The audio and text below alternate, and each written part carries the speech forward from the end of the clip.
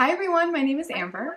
I'm Jasma, and welcome back to another episode of the Off the Charts podcast. This is the podcast where we speak with experienced artists and hear more about their journey to getting to where they are today. We are so excited to be welcoming Desiree here with us today. Desiree is a youth spoken word poet from Canada. She's been involved in community arts empowerment for many years. She not only does commissioned spoken word projects for businesses, but she's also worked with many organizations like Unity Charity, JAYU, and Poetry and Voice to help deliver arts programming to schools and youth all across Canada. Desiree, thank you so much for being here with us today. How are you doing? I'm doing well. Thank you so much for having me. This is so cool. It feels it's really cool that you reached out. So I'm really glad to be here. I know we saw your page and we were looking into all the work that you do, and we're like, we have to have her here because she's incredible. Gosh. Everything that we seek for. Everything. Oh my gosh. she's hitting every single piece of criteria. Man, to begin with, to begin with and start us off, why don't you talk a little bit about what kind of drew you into spoken word? Because we know that's not necessarily a writing medium that everyone is always into, and we don't actually see a lot of spoken word poems in the media a lot as often as other mediums. So what drew you into that? To be honest, I think I think at the time I didn't know why it felt right, or why I went into that, why I tried spoken word, but it was a very, very, very difficult time in my life in the 6th grade when a boy didn't like me back. And yeah. Yeah, and I don't know, I just kind of turned to having I had my little diary and I wrote a little poem about it. And I at the time I didn't know why what attracted me to doing that as opposed to just writing about it in a journal or whatever. I don't know, something about that felt right. And I'm not even sure what my first exposure as a child was to poetry. But in any case, I think looking back on that, I think what attracted me to it and what has always attracted me to it is I've always had a tough time explaining myself and stuff like that. And I think this was a way for me to do that makes it so that anyone who listens can understand, whether it's you're using rhyme or rhythm that people can kind of go along with as you're speaking, whatever the case is.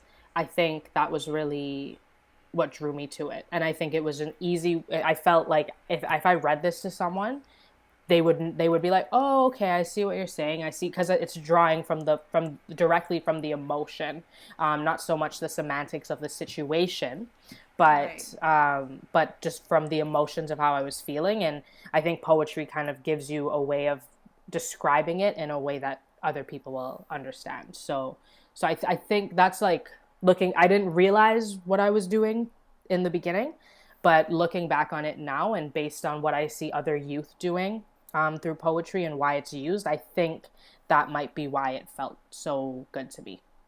And I do want to ask, since you're essentially a professional spoken word poet now and you've done all this work, have you ever received any sort of training specific to spoken word? Because I know it's quite different from just straight up public speaking or reading something out loud. So how did you transition from writing a poem in the 6th grade, to performing so frequently now and doing all of this type of work? Yeah, so I'd like to think there's a bunch of sort of interludes in my life that have led to me performing spoken words. So as a child, I loved acting. I loved performing. I was involved in a lot of community theater as a kid, and then I went to an arts high school, and I studied drama. And so performing was always something that I liked to do. And it just kind of came naturally. But then also through English classes and stuff like that in high school, I got to learn more about using language as a form of expression and writer's craft and stuff like that. And then that kind of slowly built up into eventually me finding spoken word. But specifically with spoken word, I haven't received any formal training, but I think the training I did receive is through my exposure to slam poetry, which is performing poetry competitively, which is where I was doing that for a really long time. And also just through my mentors as well, who, including Patrick Debelin, Joshua Watkis, people like that who have really helped shape what spoken word looked like and what I wanted to kind of achieve through spoken word. And then they helped kind of train me from there very, very early on. This is maybe 3 or 4 years ago now, that I first sort of connected with them. But from there, really the training has just continued in connecting with other poets, and learning from other poets like Britta B, who's a really big influence on me and stuff like that. So if that kind of answers the question, I think, yeah, the training was very informal, but also very hands-on once, especially when I got into spoken word itself. But obviously my training in theater and my experience in theater really, really helped shape that as well. Well, love to hear that, it paid off so well. Yeah. Well, I want to talk a little bit about just like the purpose of your work, essentially, because you do a lot in relation to social activism through your poetry and through your just performances. And, you've been one of the recipients of many different internationally recognized awards, one of which was the JAYU Arts for Human Rights Awards in 2020, which recognized you for working and promoting intersection between human rights and the arts. So I wanted to hear how you feel about the arts as kind of like a medium for human rights and activism discussions, and how you found your path to getting there. Yeah. I think honestly it really goes hand in hand with kind of what I was like saying earlier with, like this is a way for people of any, like it's a way to connect. Like it's the same way how we listen to music, and we might hear someone singing a song and then we get goosebumps and we're not sure why, but it's just like a feeling. It evoke things in a different way. And so I think it's really a way to translate beyond language, beyond ability, whatever that is. I think it's really just a way to translate a feeling and translate a message, one that looks or sounds cool, but also I think it just resonates with people. I think that's that's what it really boils down to. Is I think that's why the arts is such a necessary vehicle for telling certain stories, especially in regards to human rights and things. And you mentioned JAYU, and that's currently I work there as a program coordinator right now.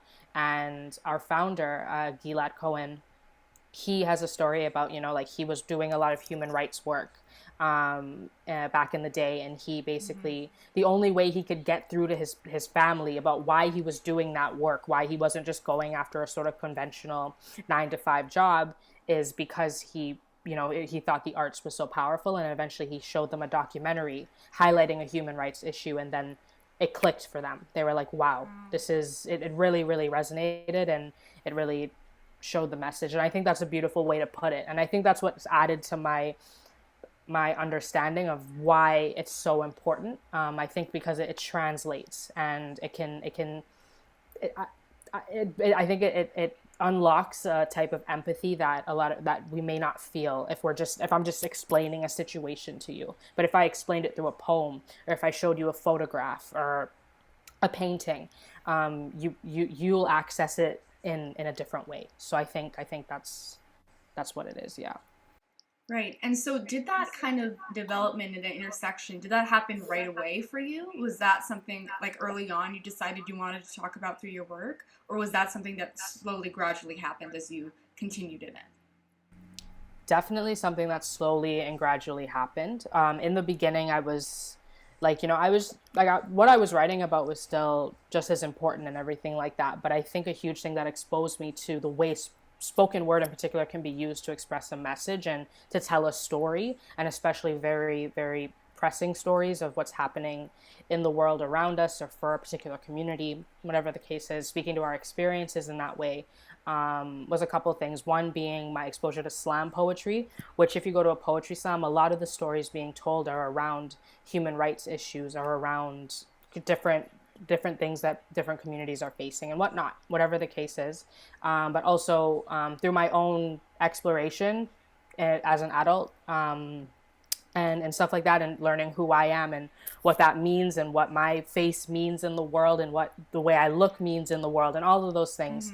As I started to unpack that, it really helped kind of explore that more for me, and then I was like, wow, this can really be something I use to dig deeper into those things, but also tell stories that aren't often being told. So yeah, that's kind of the thinking with that. Right. And I mean, you've done so much with that, and not only with that, talking about your activism through your work, but even just your work in general and in giving back. This is the point in time where we like to brag about our guests because we always got to do that for you guys. So you were featured as a part of exactly. You were featured as a part of Vibe Arts and Next Mentorship Program. So you were part of that, in which you worked and you created your own spoken word EP, which is incredible. It's called Wet Hair. And along with this, you also did a visual display, I heard, at the St. Lawrence Center for the Arts in Toronto. Yeah. So we got to unpack these two because, wow. So I want to first start out with the EP. How did that kind of come into fruition? When you sent me the question before, I was like, how did it? That's a good honestly, yeah. Honestly, well, I heard about the Vibe program, which was just incredible, and what Vibe Arts is doing for Black youth is amazing, and I'm so grateful to be a part of the program and receive the mentorship that I did. But essentially what it was is I think it kind of started in that the program with Vibe Arts, the requirement when you first apply is that you have to be able to like pitch an idea that can be like, for example, an EP or like a video or a film, but it also has to be something that lives in like an exhibit for a couple months. Because the initial plan back in 2020, when we were all kind of like, by 2021 COVID will go away, no big deal, like when everyone thought that, but here we are anyway, was that we'd be able to do like a physical display in a gallery where you get to walk around and stuff like that. So I was like, what am I gonna do? I just like, I don't know, I'm not gonna stand there and perform for 3 months straight, like what can I do? So sort of what happened was I always had this idea of calling a project of mine Wet Hair, because just for a lot of symbolic reasons of what my hair means to me and what wet hair means to me, in terms of it being a fresh start, in terms of it being heaviness, in terms of me having just washed my hair and the vulnerability that lies in that. So I knew I wanted to do something like that. And I always had this idea of doing photography that's kind of centers hair, or people in doing certain different things with their hair and whatnot. So that's what I ended up doing. I ended up doing the photography with it.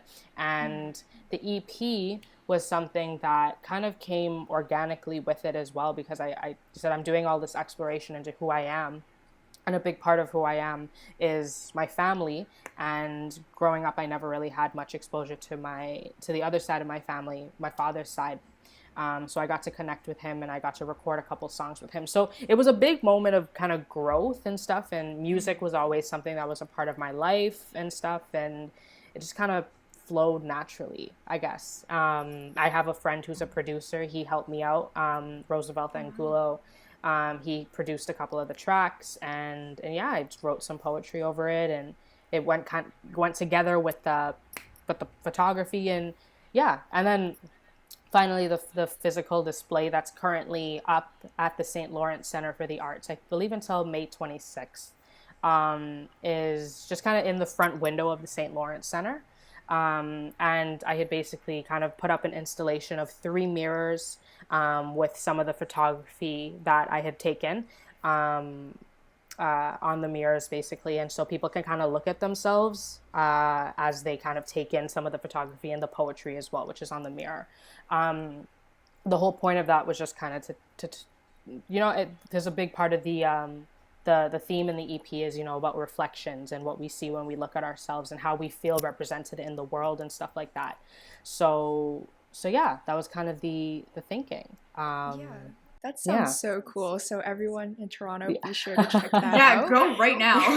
Yeah, but that sounds like, there were a lot of moving parts to that, and you combined there's a lot many different mediums of arts into creating this. So I wanted to ask, what were some specific challenges that you faced along the way, since, you specialized in spoken word, but since you decided to branch out into so many different mediums and work with other people as well, in the middle of a pandemic, what were some of the things that kind of, made it a little difficult to do that? And what were some learning experiences through creating this, since not everyone gets to, make an EP every day?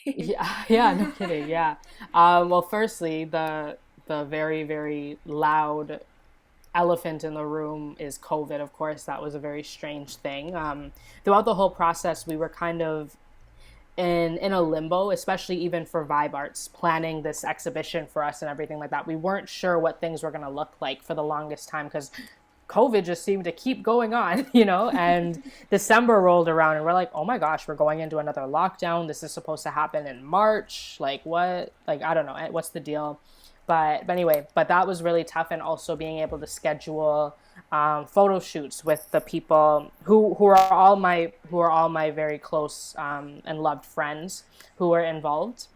But anyway, just making sure everything's safe and stuff like that. So it's funny because a lot of the photography that I took, I had planned for a few more shoots even into the new year, but because we went into the new year in a lockdown, basically, it was kind of hard to do. So it kind of got cut short. But anyway, so that's one thing, of course. So obviously trying to make sure everything's safe and whatnot, but also, also I'd say too, just be like, there were so many times that in the process that I was just like, let me just give back Vibe all their money. Let me just cancel this.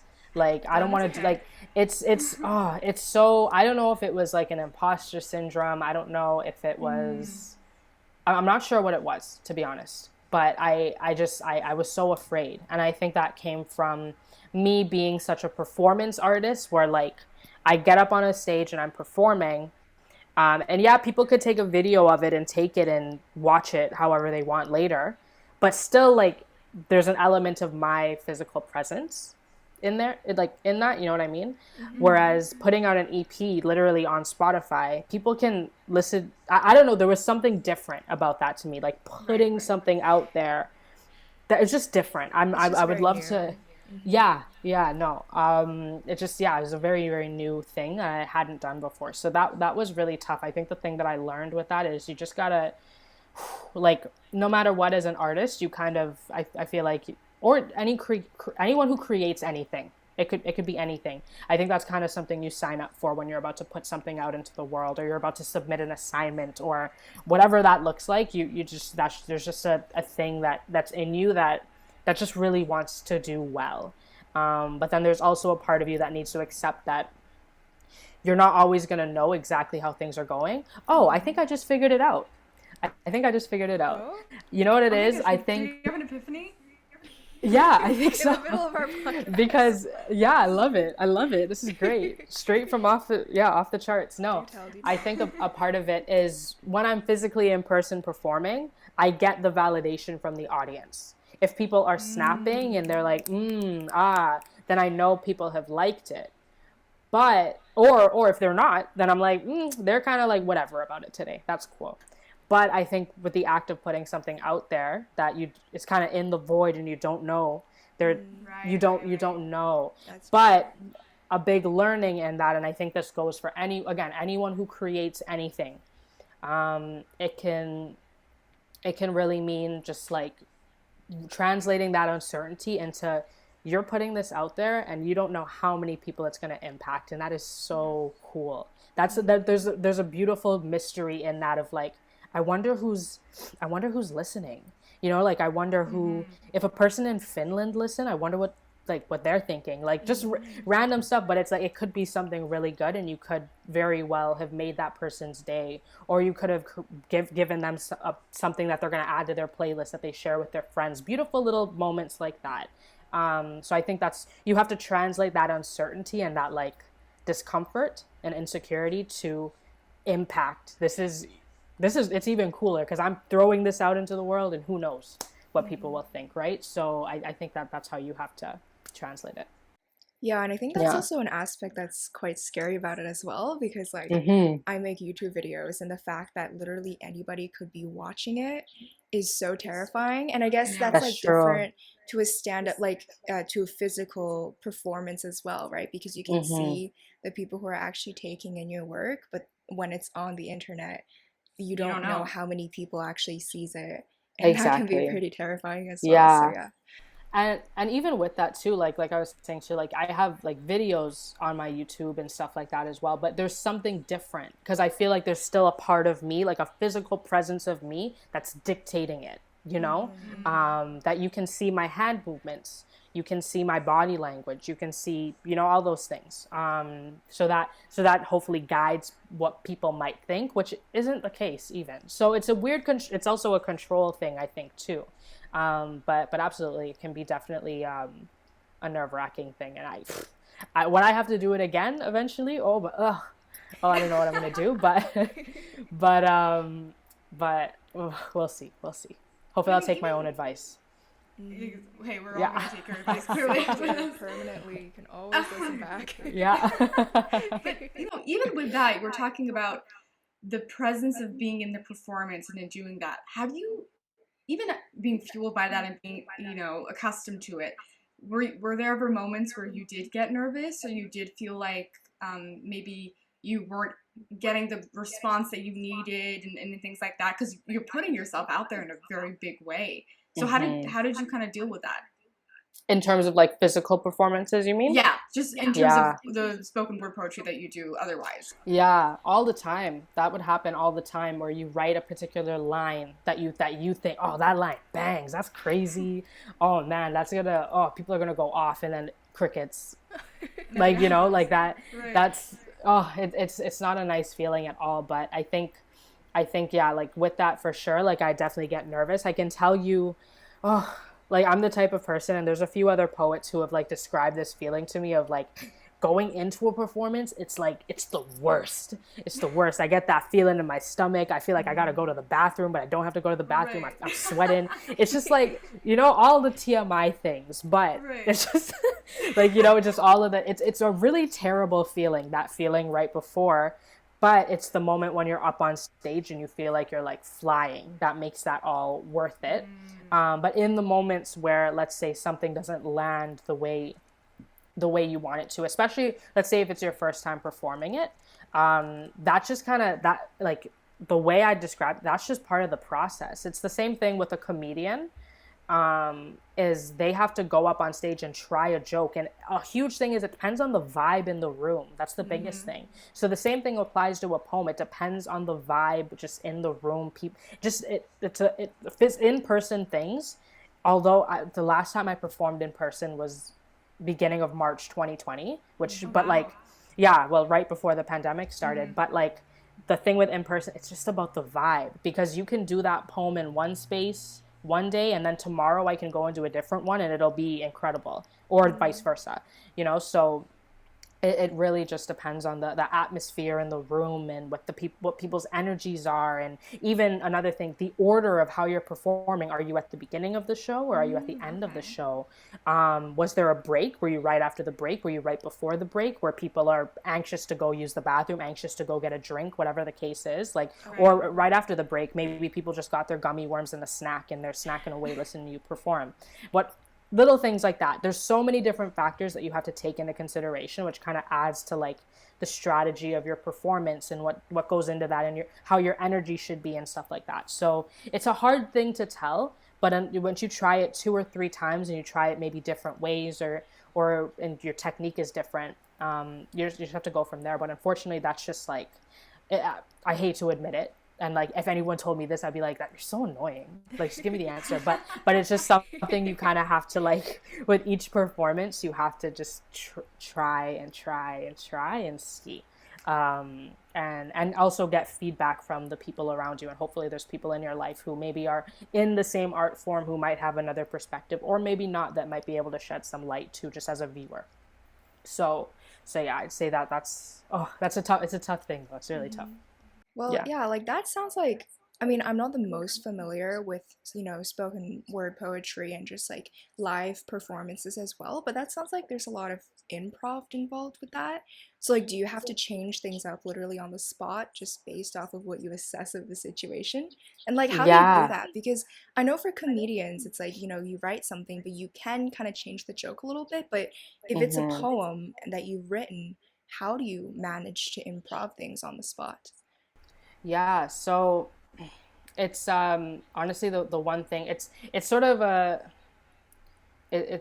paradox of an answer by saying this, but I'd say rehearsal is a big thing, in that, like, knowing the poem so well that like you're always on track, that if it comes down to just replacing one word with another, you still can follow through, because you know, like, there's so much memorization of just switching out a word. For example, if you've stumbled or something like that, you always know what's coming next, sort of thing. I think that that's a big thing, just practice. And I'd say for me, what's helped me with that is like was acting, especially throughout high school and stuff like that, and also presenting, which is, as like in my past life, I studied advertising, and I worked at an advertising agency for 2 years, which is and I had to do a lot of presentations in front of clients and for my coworkers and stuff like that. So that helps as well. So if I'm saying this and it's like, what is she saying? It's coming from like the experience I have in terms of giving presentations and acting. But I think it's really just rehearsal, and also knowing how, kind of having a oneness with your body when you're performing, and that you know when you need to kind of switch things up, and you're able to observe and scan the room and stuff like that. But on the other hand, is I can tell you there's some poets I know who, like, I'm one to switch a poem right before I perform. I'm like, no, I'm gonna do this one. But then other poets are like, no, this is what I'm sticking to. This is what it is. This is how I'm gonna perform it, and that's totally fine. It's just kind of a thing of like, that's where the practice comes in, of knowing exactly what works for you. Because I know for me, I guess I'm more loosey-goosey with it, in that I can never perform something the same way twice. So if I were to do a poem for you, a poem last week, and it's the same poem today or whatever, I might switch a word, or my inflection might be different, or my pacing might be different.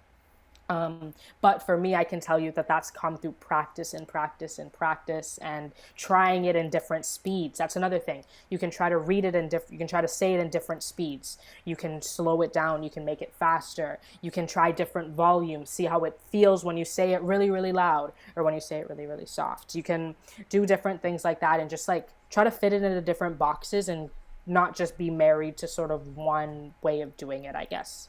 That's my advice with that. Yeah. That sounds so cool. I never knew there were so many different parts to spoken word.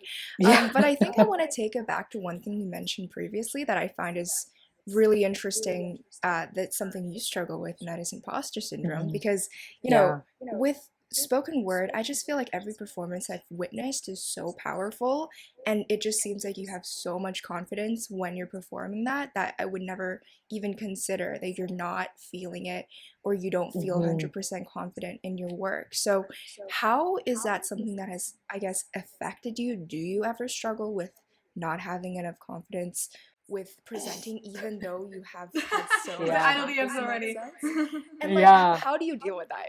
I guess is my question.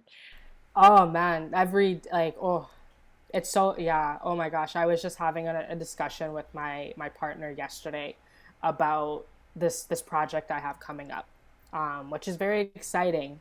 But I am terrified right now. Like, I am, I have to work on it after this, and I'm like, no, let's stay here all day if you guys want. Let's do that. You know, yeah, you know. Oh my God. So but like, yes, all the time, absolutely. And I'd say a part of my confidence is, one, because I have the experience, I can like play it off. But I'm freaking out on the inside, trust me. And, and a big thing is coming up in slam poetry. Slam poetry is, I think, for any poet, it's a great place to start in terms of learning how to perform, being able to perform in a time limit, all of those things, and your adaptability as a poet as well. That's a huge part of, like, as your last question, in terms of changing things up. That's a huge part of what gave me that. But also, when you're first starting out, you might be competing against people who have been doing it for 15 years, 10 years, however long. Totally different walks of life, different experiences, whatever. So it's very easy to start comparing yourself. So I often do that as well. Like, I still do that. And like, I think comparison, obviously it's the thief of joy, as people say, but you just want to be really, really great, right? You just want to do as well. And someone does something and you're like, oh my God, that's incredible. I want to be able to do that. But just knowing that you're going to do it in your own way. You're going to do it in your voice. You can evoke similar emotions from people, but it's just through you. You can't be this person. But anyway, apart from that, I'd say the way I kind of combat that is you just have to go up there and just commit. and put your best foot forward and be like, this is what I got. I hope you like it, you know? And again, it's kind of that thing of like, if you don't like it, if this crowd doesn't like it, then very likely if it was a different night, a different Friday night, a different season, if it was summertime as opposed to wintertime, all of these different factors, it can be so fickle. It can be so fickle. Who knows? Maybe they would have loved it, or maybe they wouldn't have maybe liked it that much, or you wouldn't have gotten the response you wanted. But that's the other thing, is another thing you kind of have to remove yourself from as an artist, is expecting certain reactions out of people, because who knows? Just because this person didn't snap doesn't mean what if they're just really taking in what you said? You know, what if they're just really listening? Why maybe they didn't, they took a second to clap when you right at the end. They were probably thinking, or they were digesting something, who knows? So a lot of that is letting go of what you think the reaction should be, or what the commonplace reaction is, and letting people kind of have that moment with it as well. So that's another thing is that. But I'd say in terms of the confidence, you just have to go up there and just commit and do it. Go big or go home, and just see. That's the only thing. And I wish there was a better answer to that. But unfortunately, I think that the long and the short of it is just going up and trying it. Just trying it. And putting your best foot forward. Yeah. And then also remembering those moments where you had a performance and it went really good and you felt like you were flying, and knowing like, hey, like if I back out of this, or if I don't want to do this, which is totally fine if you're not feeling good or you're having a tough day, mental health wise, or whatever the case is. But at the end of the day, if you know you can do it and you go up there and you do, and like, it's letting yourself kind of take off again. So I think that's the key part. Yeah. And I mean, speaking of, you know, committing and putting yourself in your work and that such, it's a great segue to talking about the original pandemic, which is, Jasmine and I were we looked at it, we looked into it, and we're like, oh my God, this is incredible. So for those of you who don't know, the original pandemic is a poem that Desiree wrote. She worked with CBC Arts, if I'm correct, to write and perform the poem. It discusses kind of a little bit about police brutality and the tragedy and everything that's happened with it. And it's was nominated for a digital publishing award, which is insane. So can you talk to us a little bit about your work with that? Yeah. Wow. Yeah, that was a big, wow, that moment, that was tough. It was when all of the movement was, the Black Lives Matter movement was really, really, I don't want to say big isn't the right word, but big, I guess. A lot of things were happening. Protests were happening in Toronto, all over the world, everything like that was going on. And I got an email. One of my mentors, Britta B., who I mentioned earlier, recommended me to one of the producers at CBC Arts, Lucius Desiree, which I'm so grateful I met him. And he asked me if I could either perform a poem I had already written, or write a new poem and perform it. And it would just be like a self-tape, because obviously because of the pandemic, it was like a self-tape at home.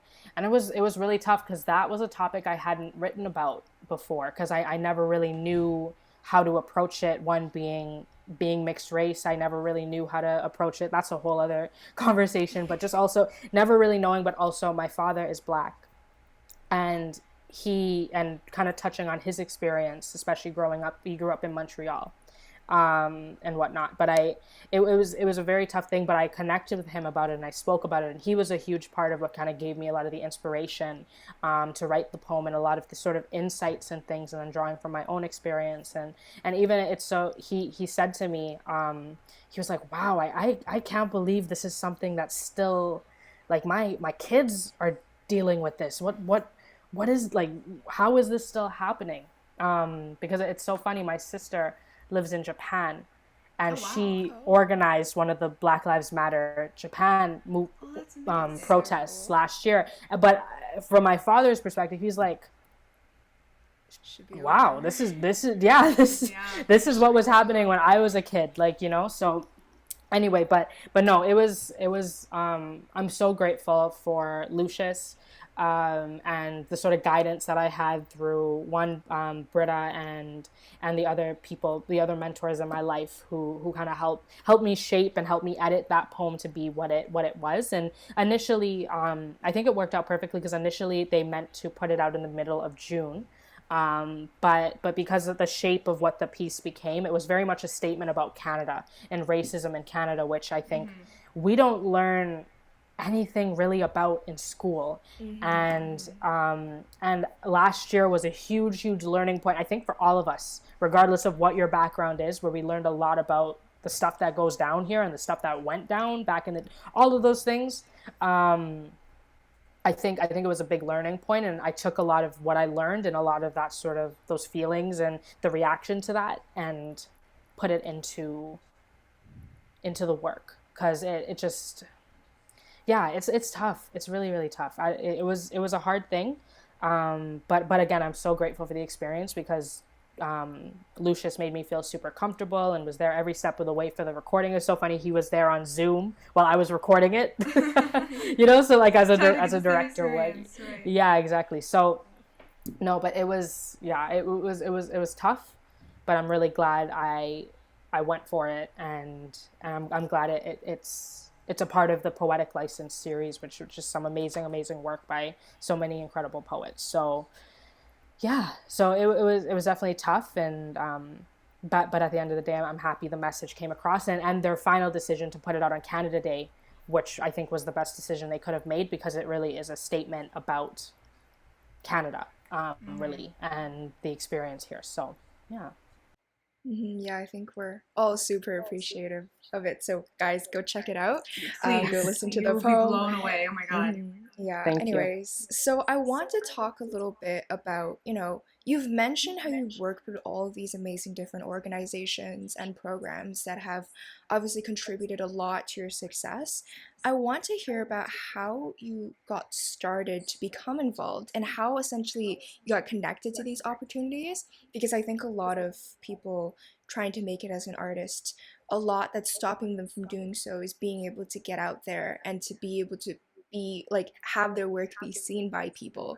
So do you have any sort of insight to being connected with these opportunities, or the networking that you've had to go through to be connected with all of these different artists that you got to work with? How did you learn to essentially do that to help promote your work? Honestly, I'm one thing like I think about like almost every day is just how grateful I am to have met the people that I've met, especially through all of the organizations like you mentioned that I worked with, and how fundamental all of those places have been in terms of my growth and my experience as an artist.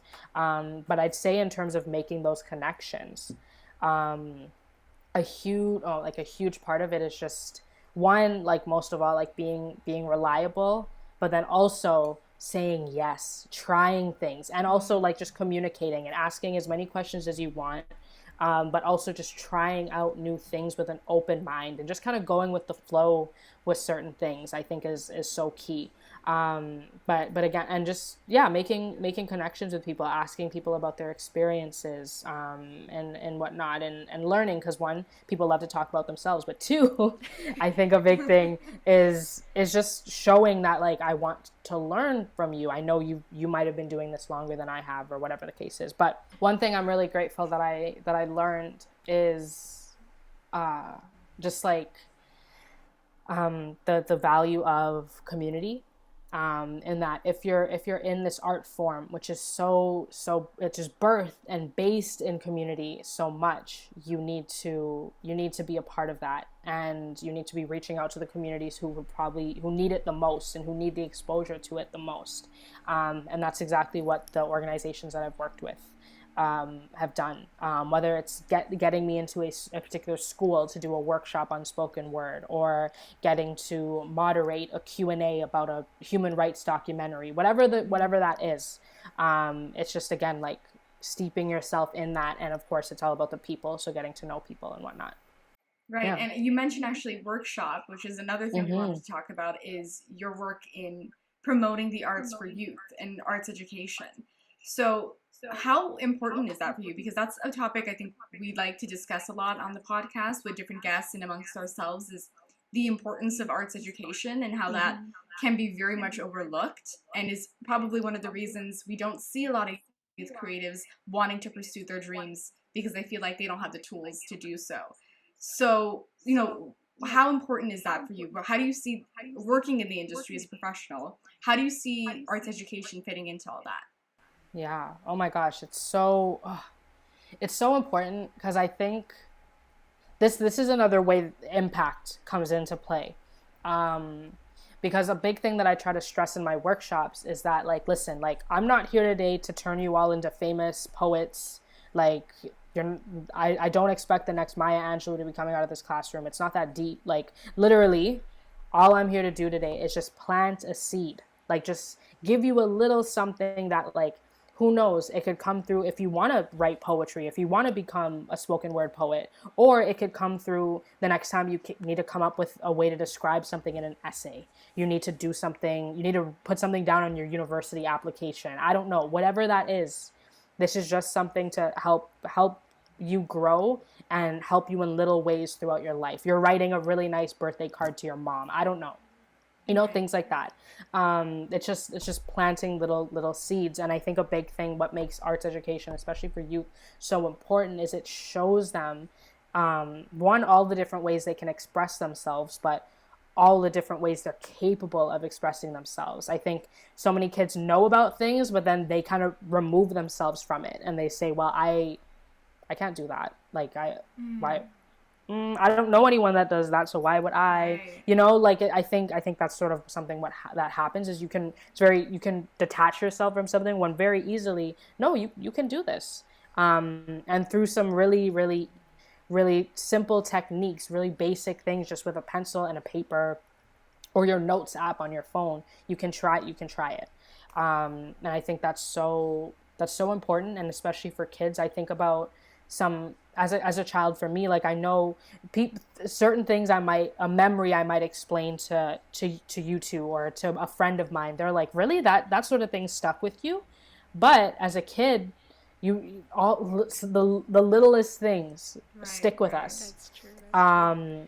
And you just never know, and no one would know that moment that I fell off my bike or whatever, or I stepped on a worm, or I don't know, any little thing when I was 6 years old, whatever, stuck with me for this long. But I guess this is just another instance of creating something that will hopefully create a positive, like, stick with someone. You know what I mean? It's like just something that, who knows, maybe they'll remember. And also it's fun too, because, like, usually it means the teacher isn't teaching and you have a special guest come in. That was always the most fun thing in school. Right? I remember if you had a special guest come into the class, it's literally the equivalent to having, like, the teacher roll in the TV. I don't know if they're, I'm probably all projectors now, but back in the day when the teacher used to roll that, oh man, it's Bill Nye Day, let's go, Yes. so yeah. Example. Yeah, so it's kind of a combination of those things. Yeah. Yeah, absolutely. That sounds like amazing work that you're doing, and I feel like any youth creative would appreciate something like that when they're trying to decide, if it's something they do want to pursue. Speaking of, pursuing further things, you've already done so much amazing work that has contributed to, social activism and just poetry altogether. At the end, we always like to ask some deep questions. So, what are some of your hopes and plans for your future? Where do you wish to take spoken poetry, or do you wish to pursue other things as well, since you seem like someone who's very involved with other mediums of arts as well? Are there any other really cool projects that you have planned or you wish to be a part of? Yeah. So I'm hoping within the next few months I can put out my first chapbook of poetry, which is kind of exploring a new medium for me, which is like a book of poetry. Which cue imposter syndrome. Let's go. Cue the We're doing it to ourselves. all of this shit. Yeah, we're doing it again. But anyway, something like that. But then also I'm hoping I'm currently trying to secure some funds from some grants. To hopefully do another EP that explores both sides of my family and the music, because I come from both sides of my family as musicians. So both the Indo-Caribbean side and exploring the Indian music within my family, but then also the Black side of my family with rock and roll and R&B and I mean all of those genres. So hopefully being able to fuse the two and do a lot of research into both of those genres, which I think do both base a lot of erasure from whether it's erasure due to credit and appropriation or just erasure due to sort of the lost in translation aspects of things between colonialism, all those things. Yeah. So I'm hoping I can I'm hoping I can explore that in the next little bit, but also just continue doing my work with the organizations I work with and whatnot. Yeah. That's amazing. We're so excited to see what comes next. And always as the last question, we always like to ask our guests this. You know, you mentioned advice and pieces and tips, and the insight has been incredible. Just any last words that you'd like to say for youth poets, youth writers, youth creatives in general, who don't feel like they have a chance to making it or feel like they're maybe getting lost in their passion? What final words or advice would you give them? Told you we like to go deep. Yeah, I know. You sent me this question beforehand too. I'd say even let's say if you're coming from the place where you're feeling a little lost and you're still figuring things out, you're putting the pieces together, I'd say that's all the more reason to try everything. Continue trying everything you can, whether it means submitting and this goes for any sort of artist, whether you're a spoken word artist and a painter or a photographer, whatever that looks like, I don't know, just submitting your artwork to everything, trying to get into every single space that you can, meet as many people as you can. And while that may seem like a shampoo aisle of the paradox of choice, I do think that life, if I want to get all lifey and life is whatever, I do think there are elements of that, which like I can say I'm grateful that I did, is going into a bunch of different spaces and meeting a bunch of different people and different things will stick. And you'll find it funny how certain things will guide you into certain directions and whatnot, and lead you to certain people, lead you to certain things, and lead you to certain realizations about yourself. I think that's really key. So, and what I mean by even just doing different things is even if it means just going to a poetry slam and you don't even have to perform, just watch and see who you just experience and maybe some different poetry, but then also maybe you'll get to connect with another poet that you thought was really cool, or you feel you identify with very closely, or whatever the case is. I think that's a big thing. But also just have fun, just enjoy it, like, and never lose the excitement, regardless of how many times, and I'm speaking from experience, regardless of how many times I performed in a bar that clearly was not a place that spoken word, no one wants to listen to spoken word right now, everyone's talking over you, no one cares, whatever.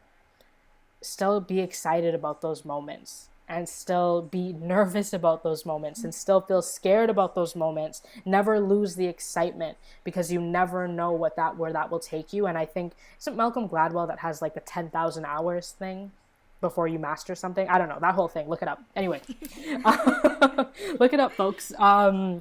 Like, it's sort of adding to that collective experience that you've had in your relationship with whatever art form you're in, whatever art form you're with. So where you're interested in, it's just adding to that relationship and adding to those experiences. And one day you'll look back and laugh at all those times I performed in a bar where no one wanted to listen to spoken word. But hey, it was just adding to that experience and adding to my relationship and my connection to this art form.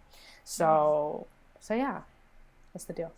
That's amazing. Well, that's a beautiful note to end off this podcast. Really, I mean, we got like the perfect, yeah. Thank you so much, Desiree, for being here with us, for talking about everything you've done. Again, Jasmine and I continue to be blown away. Every answer, every time we looked into your work, it's so amazing what you're doing. Not only growing as an artist yourself, but in making sure that you provide that environment and that community for everyone else. I mean, that's all you could ever ask for, right? So thank you so much. Yeah, thank you for being here, for talking, and please make sure to check Desiree out. All of her socials, links, everything else will be linked in descriptions of wherever platform you're listening or watching this on. And with that being said, I think we'll see you in the next episode. Bye, everyone. Bye. Bye.